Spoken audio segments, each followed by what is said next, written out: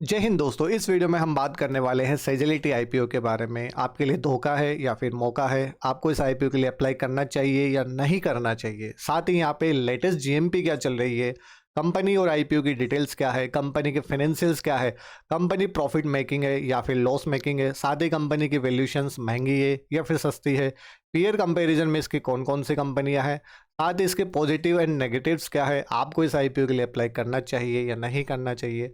सारी बातें आपको इस वीडियो के थ्रू जानने के लिए मिलेगी, जिससे आपको डिसीजन लेने में आसानी रहेगी कि आपको इस आईपीओ के लिए अप्लाई करना चाहिए या फिर नहीं करना चाहिए। चलिए दोस्तों, सबसे पहले हम बात करें यहाँ पे ग्रे मार्केट में इसकी क्या डिमांड चल रही है। तो ग्रे मार्केट की जो जीएमपी चल रही है अपने पास में, वो चल रही है लगभग 10%। देखिए, ये सिर्फ अनुमान होता है। यहाँ पे इसके आजू बाजू में आपको लिस्टिंग देखने के लिए मिल सकती है। इसके रिगार्डिंग मैंने पहले भी वीडियो बनाए हैं, आप चाहो तो उन्हें चेकआउट कर सकते हो। तो इम्पोर्टेंट अगर हम यहाँ बात करें तो देखिए, आईपीओ का साइज़ बहुत अच्छा साइज़ है, 2106.60 करोड़ का ये साइज़ है। और यहाँ पे 5 रेटिंग दी गई है, 5 में से 3 रेटिंग यहाँ पे दी गई है। लिस्टिंग गेन यहाँ पे 10% बताया जा रहा है। ठीक है, अगर हम यहाँ पे बात करें आईपीओ का जो ऑब्जेक्टिव है वो क्यों है, आखिर आईपीओ क्यों लाया जा रहा है, तो देखिए सबसे इम्पोर्टेंट बात तो ये है कि भाई साहब, कंपनी के जो मालिक है वो कुछ हिस्सा अपना बेचना चाह रहे हैं। ठीक है, जो कहीं ना कहीं मुझे एक नेगेटिव बात भी लग रही है कि सारा का सारा जो आईपीओ है वो ऑफर फॉर सेल ही है, कुछ भी फ्रेश इश्यू यहाँ पे नहीं दिया गया है।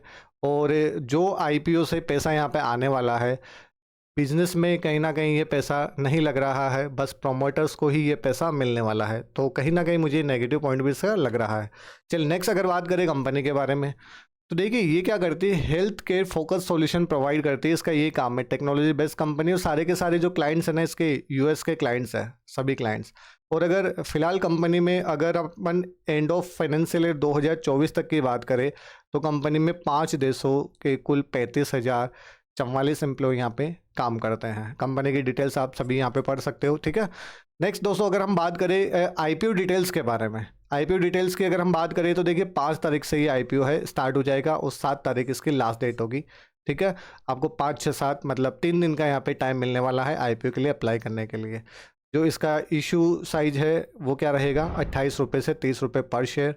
नेक्स्ट अगर हम बात करें यहाँ पे, ये देखिए इंपॉर्टेंट बात है, रिटेल कोटा जनरली 35% तक रहता है, यहाँ पे सिर्फ 10% का दिया गया है।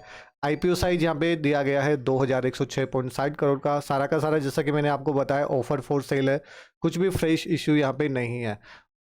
और दोस्तों, अगर फेस वैल्यू की बात की जाए तो 10 रुपये पर इक्विटी शेयर यहाँ पे फेस वैल्यू है। और डिस्काउंट की अगर बात की जाए तो एम्प्लॉयज़ जो है कंपनी के, उन्हें 2 रुपये का पर शेयर यहाँ पे डिस्काउंट दिया जा रहा है। साथ ही फिलहाल आपको पता है यहाँ पे प्रमोटर होल्डिंग 100% है। जैसे ही आईपीओ से कंपनी लिस्टिंग होगी उसके बाद में प्रमोटिंग होल्डिंग जो है वो यहाँ पे कम हो जाएगी।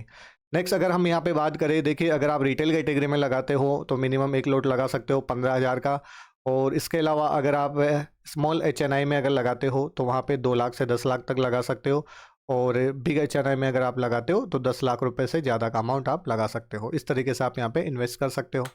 नेक्स्ट दोस्तों, अगर बात करें कंपनी के फाइनेंशियल्स के बारे में, सबसे इंपॉर्टेंट यही बात होती है कि कंपनी के फाइनेंशियल्स किस तरीके के हैं। तो 2022 से लेकर 2024 तक अगर हम देखें तो कंपनी के असेट्स में लगातार यहाँ पे वृद्धि देखने के लिए मिल रही है हमें। साथ ही अगर हम यहाँ पे रेवेन्यू की बात करें तो कंपनी का जो रेवेन्यू है वो भी हमें कहीं ना कहीं लगातार बढ़ता हुआ नज़र आ रहा है। प्रॉफिट आफ्टर टैक्स की अगर बात करें हम तो वो देखिए कहीं ना कहीं नेगेटिव से हमें पॉजिटिव होता हुआ नज़र आ रहा है।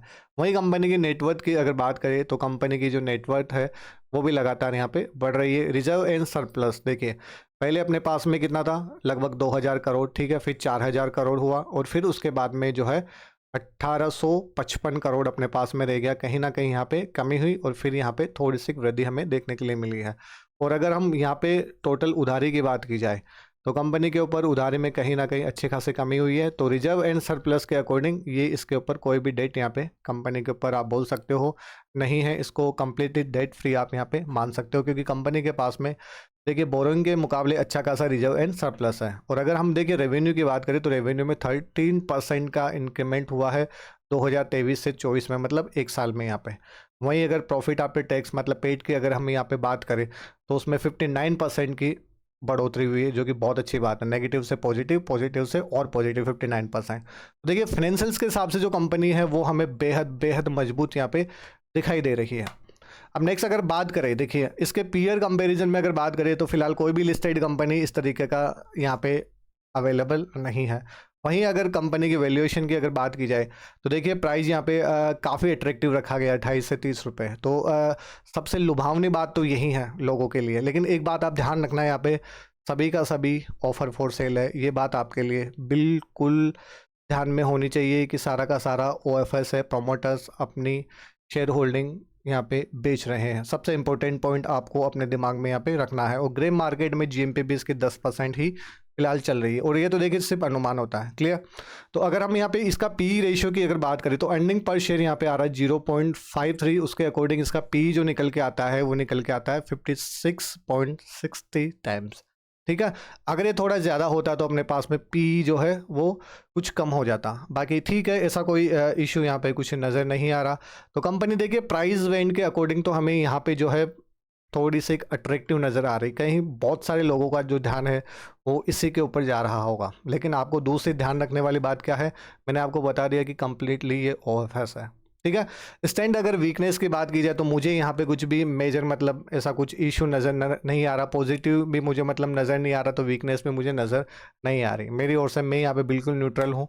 नेक्स्ट अगर बात करें यहाँ पे कि क्या आप इस IPO के लिए अप्लाई करोगे, तो मेरी अगर मैं बात करूँ, देखिए मेरी जितनी नॉलेज है, मेरी जितनी समझ है, उसके अकॉर्डिंग और मार्केट की फ़िलहाल की वॉलेटिलिटी देखते हुए मैं इस IPO के लिए बिल्कुल भी अप्लाई यहाँ पे नहीं कर रहा हूँ, क्योंकि ग्रे मार्केट में भी डिमांड नहीं है, पहली बात। दूसरी बात, ये पूरा का पूरा जो है OFS है।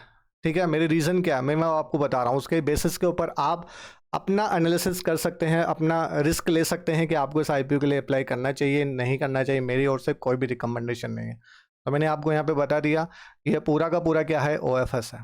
ठीक है, और ग्रे मार्केट में इसकी डिमांड भी नहीं है। कंपनी के फाइनेंशियल्स भले ही यहाँ पे मजबूत है, सारे के सारे इसके जो है US बेस्ड यहाँ पे सभी के सभी इसके क्लाइंट्स है। और देखिए एक कॉम्पिटिटिव मार्केट तो है, इसमें मतलब ऐसा कोई कुछ भी नहीं है। कॉम्पिटिटिव मार्केट तो है, कॉम्पिटिटिव सेक्टर ये अच्छा खासा है। भले ही इसने लास्ट ईयर 2023-24 में इसने अच्छे खासे गेन दिए हो, लेकिन इससे पहले तो कहीं ना कहीं ये नेगेटिव में था ना। ठीक है, तो अगर पिछले 3 साल का अगर PE इसका निकाल के अगर लेके आए तो लगभग 80 के करीब इसका PE आ रहा है। ओके, तो फिलहाल मैं इस IPO के लिए अप्लाई नहीं कर रहा हूँ। आप इस IPO के लिए अप्लाई करोगे या नहीं करोगे, एक बार कमेंट करके ज़रूर बताना। बाकी आपकी क्या राय है इस IPO के बारे में, ज़रूर बताना।